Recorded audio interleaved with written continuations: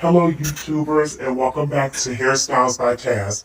In this video I'll be showing you how to actually do a sew-in on a client with alopecia.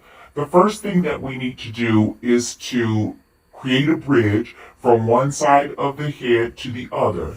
Now you will need to feed in the hair, which is feed-in braids. If you do not know how to do that, go back and watch a video on feed-in braids. You want to make sure that your fingers are very close to the client's scalp so that the braid does not have any wiggle room, so that it's pretty tight on the client's forehead, but not tight enough to create a headache. But you want to make sure that that braid is tight from one side to the other. You will not have any hair to use. As you can see, my client does have alopecia in the front. So I'm feeding in the hair and making those braids as long as possible until I reach the other side of the client's hair where she does have some hair to be braided onto.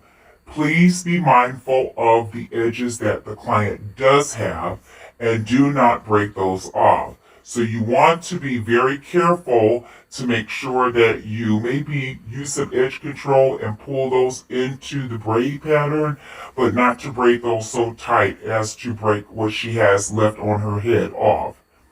Okay, the next step I'm going to do is in the back or the nape of her head, I created braids that were going zigzag, one coming one way and then the other coming the other way, like an S shape, up into that beehive or circle. The braids that I have in the back of her head has a tail because of course that was left after I made the braid from the nape of the neck. So what I'm going to do here is I'm going to grab that loose braid and braid it into right there. That's the loose braid, okay? I'm going to braid that into the braid that I'm working on right now. And I'm going to put that into the braid so that we can continue on our beehive with no, loose tails or loose braids hanging down. So we want to connect that braid from the back, right there, pull it up into the braid that I'm braiding now. And we want to continue to braid that and continue in a beehive formation. You're going to just repeat these steps until you get to the crown of the head, and now you're going to go ahead on and finish up. Now I'm using biotin on her scalp and a crochet needle just to go ahead on and secure those ends of the braids.